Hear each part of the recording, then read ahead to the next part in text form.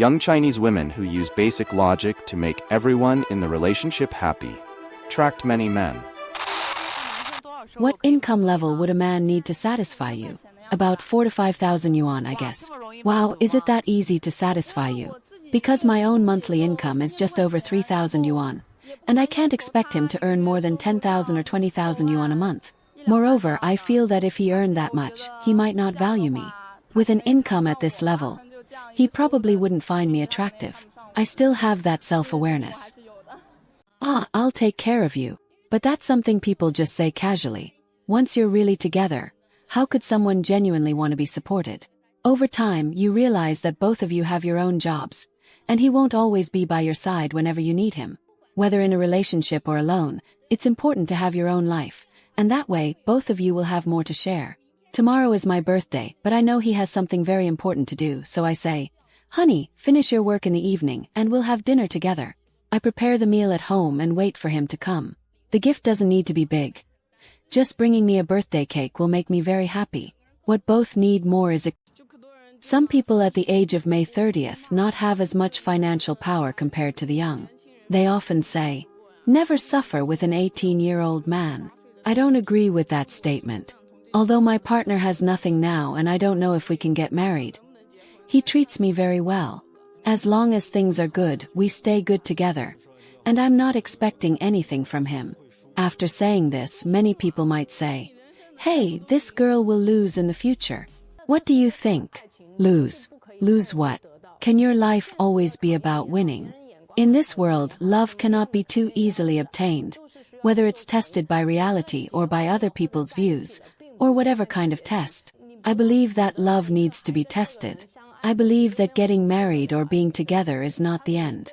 If you don't love this person until the moment you die, you haven't withstood the test of love. Love is a test that proves itself over a lifetime.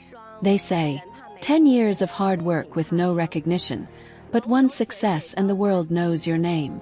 Snow fears the sun, grass fears frost, people fear poverty, and feelings fear getting hurt. A dragon in shallow waters is played with by shrimps, and a tiger fallen from grace is bullied by dogs. In the world, a ferocious raccoon can be more dangerous than a tiger, and a phoenix without feathers is less than a chicken. When the sun sets in the west, who will accompany you for the sunrise in the east? Who are you relying on? In the workplace, it's not easy for anyone, so why should a man's money be spent on you? I think that's unreasonable. Nowadays, some women even earn more than men, so why can't you use that money to support yourself and make yourself happy? When you give love like buying a gift for your boyfriend, you also feel happy. I believe that receiving love and giving love are both joyful experiences. For the boys chasing girls, you should treat the other person well, but don't assume that they will treat you the same way. Don't be humble and don't make the girl feel burdened, because even if you end up together, it won't mean much. Don't be a pushover. Don't silently sacrifice yourself. You need to let the girl know how you feel about her. And you need to be less manipulative and more sincere. Responding to your message and acknowledging you are two different things. Don't chase too hard or you might end up not liking her anymore. If a girl doesn't respond to your kindness but also doesn't reject it, you need to leave. If you can't arrange a meeting after 3 tries, you can basically give up. Don't believe any excuses. Be sincere, be confident, and be bold. Don't think of yourself as so alone. Everyone has their own strengths. If you find someone appealing, I also find him appealing. I think there's no perfect match, only love or no love. He's right, liking someone is about compatibility. No one is born to be perfect for you. During the phase of getting to know each other, there will inevitably be some arguments or conflicts. As long as you don't give up, I believe this relationship will get better and better. So why do some people give up on you during this phase? Saying it's not suitable is just a lame excuse. Truly loving someone means persisting. Otherwise, where does the lifelong romantic connection come from? A salary of a few thousand can't provide a lifestyle worth 30 or 40,000, right? If he's useless and incompetent, why didn't you directly find someone who earns 30 or 40,000 a month? Is it because they also look down on you? You say before marriage people would check each other's phones every day, so why didn't you ever check mine? Back then, did you ever think about why you were taking marriage so seriously? Even after marriage, you never checked my phone.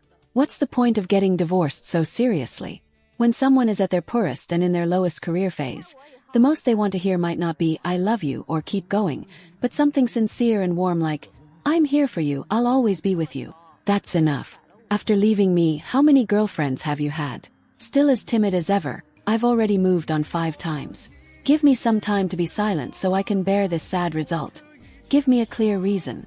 I think it's quite normal for a guy in his 20s to not have a house or car, because there are very few jobs that can let him buy a house or car just a few years after graduation. Even if someone does have these things, it's likely from their parents' savings. In my opinion, the most important thing is whether a person has the right values, whether they are responsible, mature, and have ambition. These are the most important things. As long as they have these qualities, I believe that houses and cars won't be a problem in the future. Girls and boys, yes, don't be a pushover, and don't be a jerk either. If a girl doesn't like you, no amount of chasing will work. Even Zhuge Liang wasn't as persistent, so why do you care so much? If a girl doesn't respond to your kindness or your feelings, you should quickly leave her. Don't overthink because of one sentence, and don't become anxious because she didn't reply to your message. If a girl often doesn't reply to your messages, don't ask why. She simply doesn't like you anymore. When you wonder if she likes you or not, you probably already know the answer. Actually, guys are like onions. You peel them layer by layer, and in the end you'll find there's no heart. But actually, as you peel them layer by layer, you're peeling away at his heart. He showed you his heart from the beginning. You just didn't want to believe it. All the external standards and rules. When you meet the right person, the moment you're deeply attracted to them, all the criteria and high standards you had might be forgotten. Not long ago, there was a 1994-born woman here, who is 1.66 meters tall, has a slender figure, and looks around 80 points. She has a master's degree from studying abroad, graduated from an MBA program in China, and passed the graduation exams. Currently, she works in a central enterprise as a middle manager and has a Beijing hukou. Her after-tax income is 400,000 renminbi. Her requirements were to find a man who is over 1.80 meters tall, matches her appearance, is handsome, has comparable education, stable income, preferably lives in Beijing, has a marriage house and a Beijing hukou. The man should be at least as good as or better than her. I introduced her to a 1990-born overseas master's graduate. Although the man was very outstanding, he had a few shortcomings. He was only 1.74 meters tall and had an ordinary appearance, though he dressed well. Despite his height and looks not meeting the woman's standards, he worked as an executive in a financial regulatory department. When the woman saw his profile and photos, she wasn't impressed and wasn't prepared to learn more. However, encouraged by me, she agreed to meet him. To her surprise, this meeting turned out to be a turning point in her life. They had a great conversation, and she found him very humorous and in sync with her. He was also very empathetic. Later, she gave feedback that his height didn't meet her expectations. Over the next few days, the man continued to message her actively. Despite her initial indifference, his proactive and humorous nature, and his constant presence in her life eventually won her over. Within a month, he won her heart.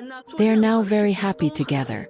The man is considerate, and they are very synchronized in their actions. She feels secure and happy with him and no longer cares about her previous standards for a boyfriend. What matters now is that they enjoy their time together, and mutual happiness and understanding are most important. She thanked him for his persistence and for maintaining the relationship. She said she wasn't heartless. She was also moved by such an outstanding man. Although his appearance wasn't her ideal, his inner qualities and stability were admirable. She thought such a person should be a sought-after partner for women of marriageable age. She realized this was an opportunity she needed to seize, knowing she couldn't have everything at her age. He accepted her emotional instability and minor flaws. Her mother once told her to find someone who loves her more, so she couldn't easily let go of such a valuable person and opportunity. She accepted him and felt he was the right choice and probably her final one. Choosing the right person means mutual resonance, understanding each other's presence, and truly knowing each other's heart.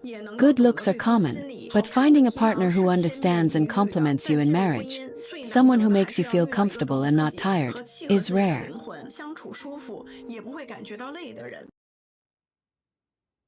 Finding the right partner often means letting go of rigid standards and expectations. In this case, what seemed like an unlikely match turned out to be a transformative and positive experience. The true value of a relationship goes beyond appearance and external criteria. It's about finding someone you can connect with deeply and feel truly happy. So, when searching for a partner, remember that compatibility and mutual support are what truly matter. Sometimes, what you need might be beyond what you imagine, and it's the genuine connection and understanding that will make all the difference. Did you find this inspiring story interesting?